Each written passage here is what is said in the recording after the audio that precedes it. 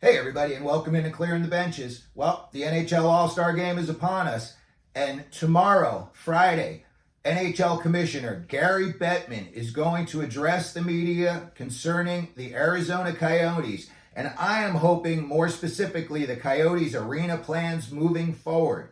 So, before Bettman says whatever he's going to say about the Coyotes tomorrow, I just wanted to get my 2 cents in today. But before I do, quick word from our sponsors, sunshinegirlsaz.com. They've got great shirts for guys, for gals, for kids. They've got fun saying shirts. They've got hockey shirts. And as always, if you punch in CTB10 in the code, you will get 10% off your purchase at sunshinegirlsaz.com. Now, let me give you a little bit of background about the Coyotes ownership, their arena situation, and what's been going on out here in Arizona over about I would say the last year. So first of all, since the Coyotes have gotten here in '96, they've played in several different arenas. They've had several different owners, and for whatever reason, it just hasn't stuck either with the arenas or the owners. So right now, the Coyotes are currently owned by Alex Muruelos. He is a 59-year-old billionaire with a B. He owns the Muruelos Group. He's got his own media group. He owns restaurants. He owns casinos. He owns apartment complexes. He's got 5 radio stations. In LA, he's got 2 TV stations alone. So the guy is definitely doing well in the business community.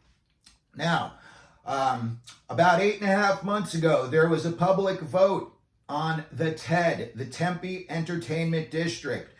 An arena, casino, apartments, restaurants, one-stop shopping as far as having a great time goes. But that failed miserably, 90-10 against. The people of Tempe did not want it, got shot down, and all the Coyotes fans were very disappointed, as you can imagine. But on a recent episode of PHNX, Steve Peters and Craig Morgan interviewed Elliot Friedman. And Elliot Friedman was, being very, very respectful of the Coyotes and their fans in this interview. I just wanted to start off with that because a lot of times people, they give the Coyotes a bum rap. Elliot Friedman is not one of those. But during that interview, Craig Morgan had mentioned that before the Tempe vote, that Alex Muruelos had walked away from some kind of a deal with ASU.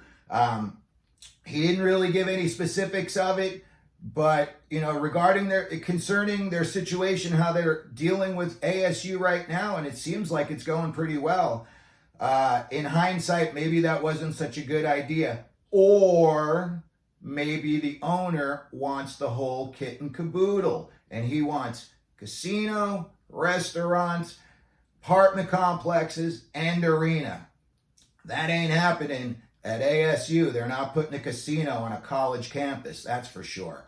So, you look at other places that are available in the Phoenix area, and again, there are several spots that a lot of people have identified, and for some reason, it just never comes up on the radar when they're talking about potential sites. In my opinion, again, I think it's because Alex Muruelos may be holding out for the whole kit and caboodle. Maybe he wants casino, arena, restaurants, apartments, everything. And if he doesn't get everything, then he's just not going to go to that spot.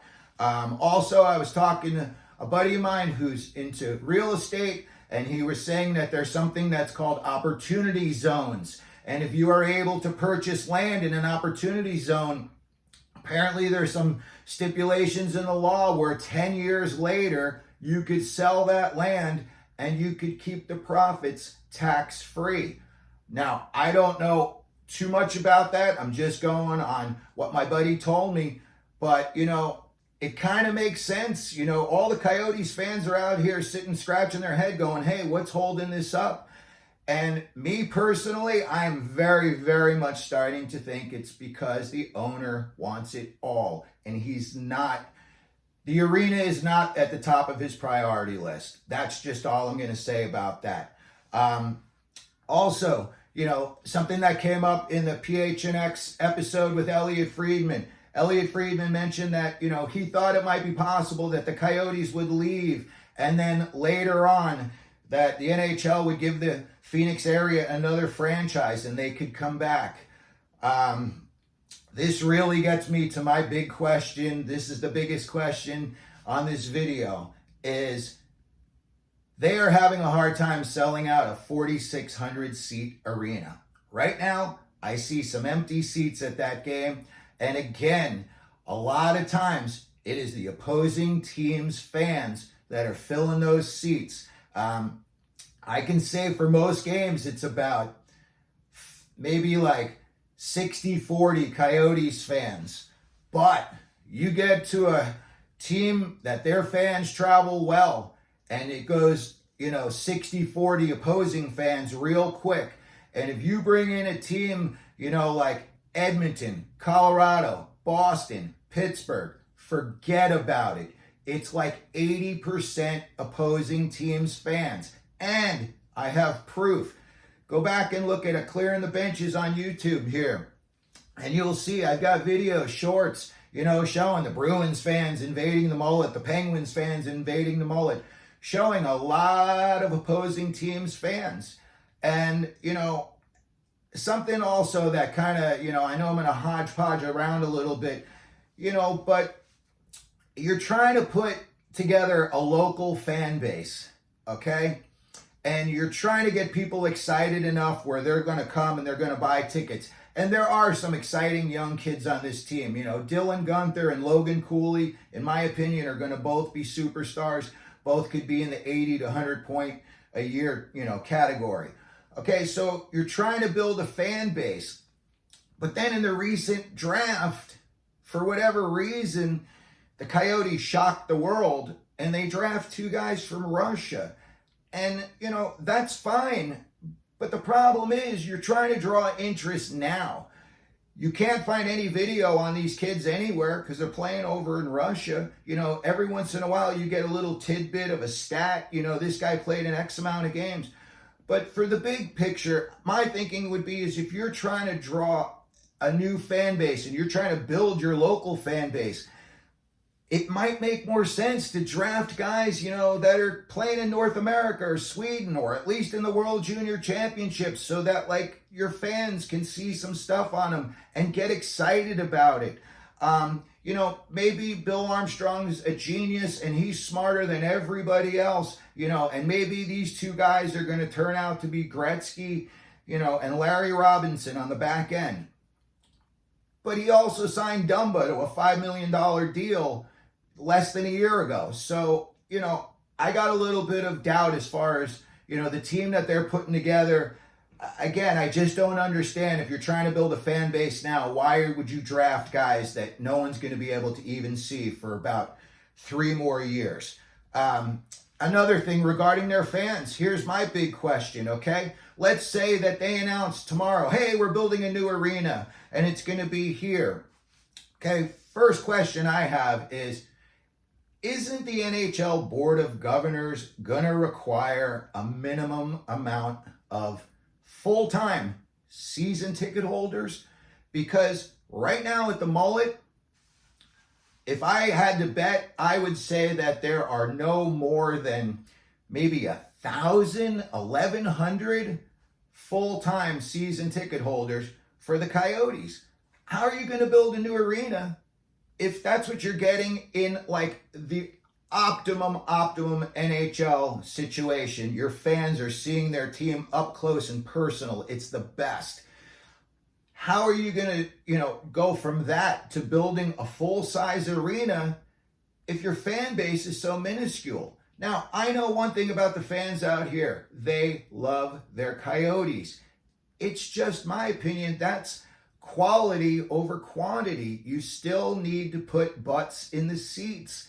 And my biggest question regarding building a new arena, they said that they've got one in North Scottsdale that they could be looking into. Again, how many people are going to go to these games? I just can't see, all of a sudden the Coyotes being like the popular ticket in town. Let's go over it, okay? Coyotes moved to Arizona in 1996. Guess what? That's when they had their highest average attendance since they've been here. They had 15,585 people going to every game. But 5 years later, it was down 2,300 people to 13,000. Between 2012 and 2019, they averaged less than 14,000 fans. In 2021, they averaged 11,600 fans. Nobody wants the Coyotes to stay here more than me. I enjoy watching this team. I enjoy watching the kids grow. But being realistic, I've just got to ask, how many full-time season ticket holders are you going to be able to guarantee the NHL so that you're not turning on the TV and just seeing, empty seats everywhere? And again, when you're playing in a team that doesn't have the biggest fan base, that's what allows all these opposing teams' fans to come in and fill your stadium. So, that's pretty much all I've got to say about this. And I am very, very curious as to what Bettman is going to say. And as far as the Coyotes ownership and the Board of Governors, the Board of Governors could go to Bettman at some time and say, hey, as long as the Coyotes are playing in the mullet, we're cutting out their, revenue from the revenue sharing or, the TV deals.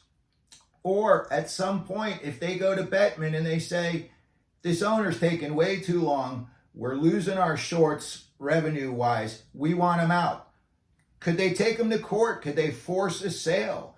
So to me, it's like at this point, the three options for the Coyotes are going to be either one, they move, two, Muruelos figures this situation out and in a hurry, or three, Board of Governors forces a sale. And then, you got a new owner, and who knows if part of the stipulation would be that he had to stay in Phoenix and had to build a new arena, or maybe it's they just get a new owner and they play here for a year or two, and then they bail. There's a lot of talk about Salt Lake City. They got the Olympic bid coming up in 2034. They've got a nice new, I think the arena is already built. I know I was there at the 2002 Olympics, and they had, what I would say would be like an AHL size arena, maybe about 12, 13,000.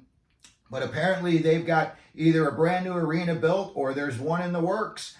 And, Ryan Smith, the owner of the Utah Jazz, he definitely wants an NHL team. And, judging by the kind of guy that he seems to be, I would think that the NHL would want him to own a team as well. So anyway, I just wanted to give my 2 cents on what Bettman may or may not say tomorrow about the Coyotes. And please, tell me what you think. You think if they're staying, they're moving, the owner's going to sell? Put it down in the comment section. And if you could, please hit the like and subscribe buttons. And as always, here at Clearing the Benches, let them know you're out there.